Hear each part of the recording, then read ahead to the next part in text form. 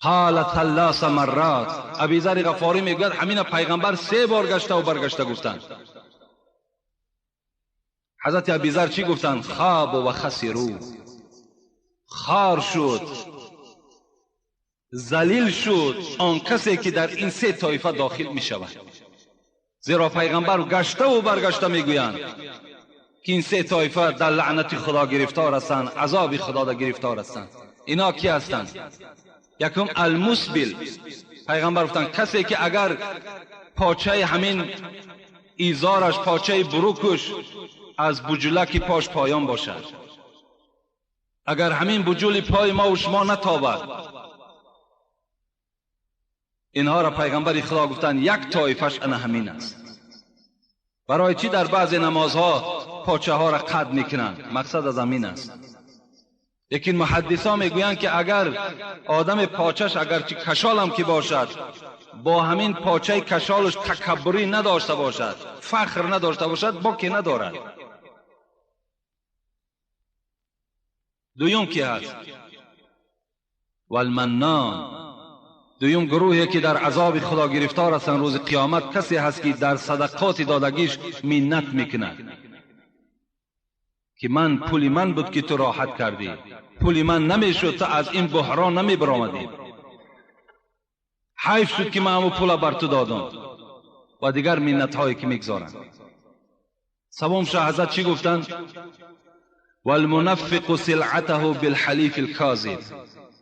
کدام آدمی که سوداگر است برای آنه که مالش سودا شود قسم دروغ میخورد، این هم در همین 3 طایفه داخل می شود.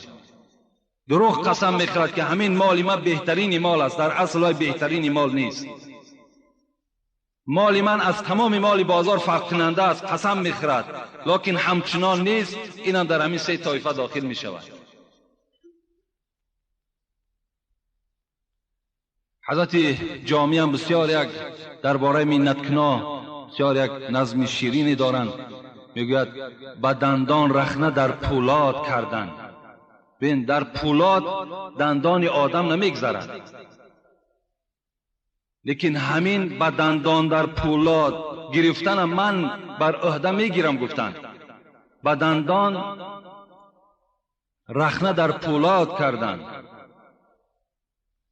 با ناخن راه در خارا بریدن، فرو رفتن به آتشدان نگونسار، با پیلکی دیده آتش پاره چیدن، با فرقی سر نهادن 100 شتربار، ز مشرق جانب مغرب دویدن، بس بر جامع آسان تر نماید که باری منتی دونان کشیدن.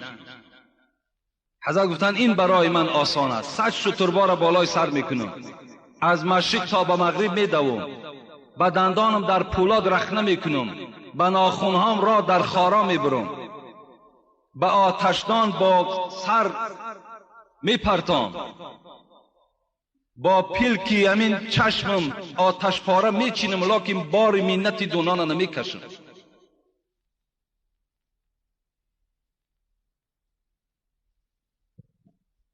السلام علیکم بابای حاجی، التماس به ما فهمانده دهید که همه انسان ها به دوزخ برده می شوند یا نه؟ سوره مریم را ما خواندیم ولی آنقدر مضمون آن را نفهمیدیم. رحمت کلام.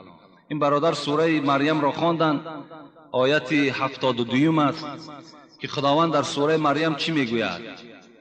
و این منکم الا واردها کان علی ربک حتما مقضیه ثم ننجی الذین اتقوا و نذر الظالمین فیها جثیا. خدا در این آیت کریمه وارد شدن دوزخ را نمیگوید. این برادر در اونجا فکر کرده است که تمام مردم وارد دوزخ میشن، بلکه خدا میگوید بر من یک امر حتمی هست که همه شما را از بالای پول صراط میگذرانم. تمام بندگان، خواه صالح و خواه غیر صالح، همه شما از بالای پول صراط میگذرید. پول صراط را پیغمبر خدا صفات کردند لغزش دارد، میلغزاند، خار دارد، از زیرش ملائکه هایی هست که به سوی شما هرچی حواله میکنند،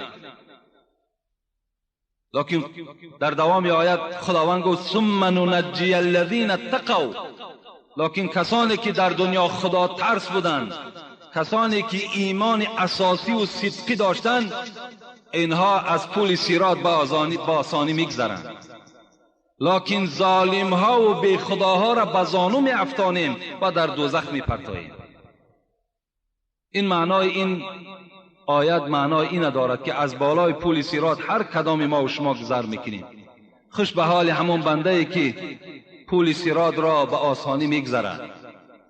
برای پل صراط گذشتن پیغمبر خدا گفتند کسانی هستند که تمام بدنشون روشنی میکند پیش را، کسانی هستند که نیمی بدنشون روشنی میکند پیش پاشون، کسانی هستند که حتی در همین نوک چلکهای پاشون کمی روشنی دارند که اینها خیلی آدم‌های بودند که عملهای کم داشتند. از این خاطر اینهاش گفت از پل صراط میغلطند. لیکن کسانی که تمام وجودشان نورانی است، اونا کسانی هستند که در همین مسجد ما و شما نشستند، کسانی هستند که محب جمعه هستند، محب پنج وقته هستند، محب خدا و پیغمبر هستند. اینها تمام بدنشان روشنی میکنند مثل همین چراغایی که در اطراف ما و شماست و با آسانی ان شاء الله از خدای خود باوری داریم و امید داریم که ما و شما گذر میکنیم.